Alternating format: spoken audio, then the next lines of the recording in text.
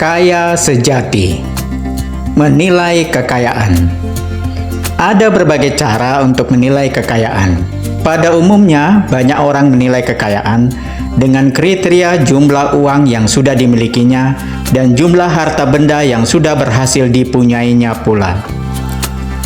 Ada orang yang sudah merasa kaya dengan memiliki jumlah uang total 10 miliar. Ini bisa terjadi karena orang itu mengalami betapa susahnya perjuangan meraih uang itu dan melihat belum banyak orang di sekitarnya yang memiliki jumlah uang segitu. Ia merasa sudah kaya dengan memiliki jumlah uang segitu. Ada juga orang yang sudah merasa kaya dengan memiliki penghasilan setiap bulannya dari kerjanya dengan kehidupannya di kampung sebanyak 10 juta per bulan.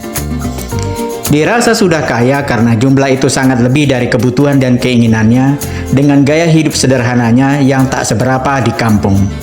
Sangat mungkin pula ada orang yang belum merasa kaya dengan penghasilan 10 miliar per bulan, meskipun orang lain melihatnya sebagai orang kaya.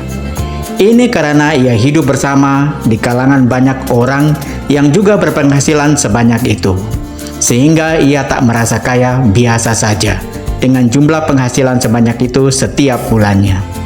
Ia baru merasa kaya kalau target pencapaian mimpinya bisa meraih 500 miliar pertamanya tercapai, sehingga ia bisa memperbesar pabriknya atau menambah pabriknya dan merekrut tentu lebih banyak karyawan-karyawati dan pengetahuan dan teknologi yang lebih bagus, sehingga penghasilannya setiap bulannya bisa double, yakni 20 miliar. Kamu sudah melihat dan merasa dirimu kaya atau belum? Kalau sudah, bagus. Minimal kamu tahu bersyukur. Kalau belum juga bagus, itu artinya kamu memiliki harapan, keinginan, dan mimpi untuk diraih yang membuat dan membentukmu menjadi orang yang bersemangat dan energik dalam hidupmu. Kriteria yang kamu gunakan untuk menilai kekayaan dan dirimu sama dengan kriteria yang digunakan orang-orang pada umumnya atau tidak? Kalau tidak, dahsyat. Kamu jenis orang yang berpikir dan menilai kekayaan di luar box. Pasti kamu mempunyai sesuatu yang positif. Kalau sama, tak masalah juga. Tetapi sangat bagus kalau kamu bersama saya juga belajar dari pakar kekayaan top dunia. Pertama dari Robert Kiyosaki, kedua dari Tung Desem Waringin. Dari Robert Kiyosaki. Seturut Robert Kiyosaki, untuk menilai kekayaan, ada dua jenis kekayaan yang bisa dimiliki orang. Pertama, jenis kekayaan yang disebutnya sebagai richness atau kaya uang. Kekayaan ini adalah jumlah uang yang dimiliki. Orang yang memiliki uang yang banyak disebut orang kaya richness, kaya uang. Kamu akan disebut kaya kalau kamu punya uang dan uangmu banyak. Jumlah uang yang kamu miliki, uang penghasilan kerjamu atau bisnismu, nilai uang jumlah total dari seluruh hartamu adalah kekayaan richness-mu. Kedua, wealth adalah jenis kekayaan berikutnya yang disebutkan oleh Robert Kiyosaki. Kekayaan wealth adalah kemampuan hidup, kemampuan bertahan hidup di masa krisis, ataupun kemampuan mempertahankan gaya hidup yang sudah dimiliki juga di waktu krisis, dan bahkan kemampuan menaikkan gaya hidup di waktu krisis. Seturut jenis kekayaan ini, sebagaimana dijelaskan Robert Kiyosaki, kalau kamu sudah bisa hidup dengan kemampuanmu sendiri, kamu sudah punya jenis kekayaan ini pada tingkat tertentu. Kalau di masa krisis, kamu menurunkan gaya hidupmu dari biasanya atau normal, misalnya dengan hidup lebih hemat, dari sudut jenis kekayaan wealth ini, kamu miskin. Kalau kamu masih bisa mempertahankan gaya hidupmu di masa krisis, hingga kamu bisa keluar dari krisis dan hidup normal kembali, biasanya 1 tahun atau minimal 6 bulan masa krisis, kamu memiliki kekayaan wealth dalam tingkat tertentu.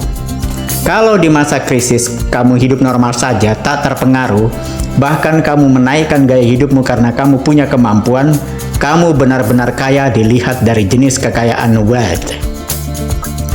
Untuk mengetahui kekayaan richness-mu, jumlahkan semua uangmu, penghasilanmu, dari total hartamu. Itu kekayaan richness-mu. Untuk mengetahui kekayaan wealth-mu, cek berapa lama atau waktu atau hari atau bulan kamu bisa bertahan tanpa menurunkan gaya hidupmu dan tanpa menjual harta bendamu, misalnya rumah atau mobil atau pabrikmu, asetmu, ketika kamu tidak bekerja atau ketika krisis terjadi. Itulah tingkat kekayaan wealth-mu. Jadi, kekayaan uangmu atau richness adalah uang yang kamu miliki, sedangkan kekayaan wealth adalah passive income-mu yang membuatmu bisa bertahan dalam kondisi atau keadaan apapun. Passive income dari kekayaan wealth ini asalnya atau bersumber dari aset yang terus menghasilkan dan memberimu uang, bukan dari pekerjaan yang menghasilkanmu gaji atau upah. Dari Tung Desem Waringin. Seturut Tung Desem Waringin, kekayaan bisa dinilai dari hasil atau efek atau akibat yang ditimbulkannya untuk orang yang memilikinya. Menurut Tung Desem Waringin, ada tingkatan kekayaan yang bisa dicapai setiap orang, tentu kalau sungguh menginginkannya. Pertama, tingkat miskin, the poor. Tidak mampu membiayai kebutuhannya dan hidup tergantung dari orang lain, dibantu. Kedua, mampu hidup, bisa membiayai kehidupannya, kebutuhannya, dan beberapa keinginannya. Disebut juga sebagai financial independence. Ketiga, mampu hidup, bisa membiayai kebutuhan keinginannya, juga gaya hidup yang bagus dan diinginkannya. Disebut sebagai financial freedom. Keempat, mampu hidup mewah dan super enak, bisa membayar kemewahan dan super enak, gaya hidup terbagus yang diinginkannya. Ini disebut sebagai super financial freedom. Jadi, kekayaan seturut Tung Desem Waringin bisa dinilai dari pengaruhnya atau akibat hasilnya untuk orang yang memilikinya. Jika sudah bisa hidup sendiri, mampu membayar kehidupannya, kebutuhan dan keinginannya, gaya hidup yang diinginkannya, juga mampu bertahan dalam krisis, bahkan gaya hidupnya tetap atau naik, sudah damai dan sejahtera, gembira dan bahagia dengan kekayaannya, dan oleh karena kekayaannya, sebenarnya sudah kaya. Jika belum, ya belum kaya.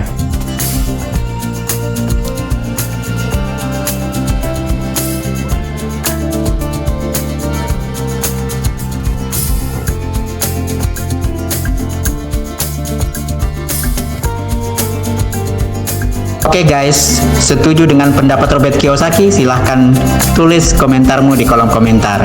Shalom.